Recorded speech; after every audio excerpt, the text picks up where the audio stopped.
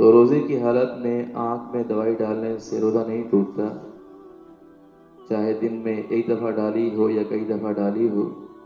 جیسے کہ سرما لگانے سے روزہ نہیں ٹوٹتا، حضور صلی اللہ علیہ وسلم سے سرما لگانا ثابت ہے روزے کی حالت میں۔ اسی طرح روزے کی حالت میں آنکھ میں دوائی ڈالنے سے بھی روزہ نہیں ٹوٹتا۔ دوسرا مسئلہ ناک میں دوائی ڈالنے کا، تو ناک میں دوائی ڈالنے سے اگر دوائی خشک ہے، پاؤڈر کی شکل میں ہے، پھر تو اس سے اثر نہیں پڑے گا، لیکن جو دوائی تر دوائی ہے اس سے روزہ ٹوٹ جاتا ہے۔ لہذا روزے کی حالت میں احتیاط اسی میں ہے کہ چاہے دوائی خشک ہو یا تر ہو، ناک میں دوائی نہیں ڈالنی چاہیے۔ اسی سے معلوم ہو گیا کہ انہیلر جو استعمال کرتے ہیں اس سے بھی روزہ ٹوٹ جاتا ہے، اس کے ذرات بھی آگے پہنچ جاتے ہیں دماغ تک۔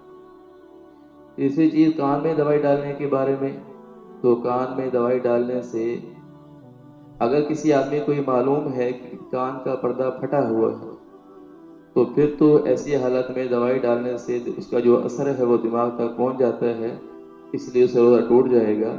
لیکن اگر کان کا پردہ پھٹا ہوا نہیں ہے، کان کا پردہ بالکل صحیح ہے، تو ایسی حالت میں کان میں دوائی ڈالی جائے تو اس سے روزے پہ اثر نہیں پڑے گا۔ اس لیے اس بات کو سمجھ لینا چاہیے، ایسا نہ ہو کہ کسی آدمی کے کان کا پردہ پھٹا ہوا ہو اور وہ یہ سمجھے کہ میرا روزہ کان میں دوائی ڈالنے سے نہیں ٹوٹتا، تو اس کا فرق ہے۔ یہی بات پھر پانی جانے کے بارے میں بھی حکم یہی ہوگا، کان میں پانی چلا جائے اس کا حکم بھی یہی ہوگا جو عرض کر دیا ہے۔ آنکھ میں اگر خشک دوائی ڈالی ہے تو اس کی وجہ سے روزہ نہیں ٹوٹتا۔ اس کی وضاحت ضروری ہے کہ جو دوائی سونگھی ہے اس کا اثر دماغ تک نہ پہنچے۔ تو اگر کوئی دوائی ایسی ہے جس کا اثر دماغ تک پہنچتا ہے، وہ دوائی دماغ تک پہنچتی ہے، اس کے ذرات دماغ تک پہنچتے ہیں، تو اس کی وجہ سے روزہ ٹوٹ جائے گا۔ اگر وہ دوائی خشک ایسی ہے جس کے ذرات دماغ تک نہیں پہنچتے ہیں تو پھر اس کی وجہ سے روزہ نہیں ٹوٹتا۔ جیسے کوئی آدمی خوشبو سونگھ لیتا ہے تو خوشبو سونگھنے سے روزہ نہیں ٹوٹتا، کیونکہ اس کے ذرات نہیں ہیں جو دماغ تک پہنچے۔ اسی طرح نکسیر پھوٹی ہے، اس کی وجہ سے ناک سے خون آنا شروع ہو گیا، تو ناک سے خون آنے سے بھی روزہ نہیں ٹوٹتا۔ ہاں اگر وہ خون حلق میں اتر گیا ہے تو پھر اس کی وجہ سے روزہ ٹوٹ جائے گا۔ ناک سے خون باہر آیا ہے تو اس کی وجہ سے روزے پہ اثر نہیں پڑتا ہے۔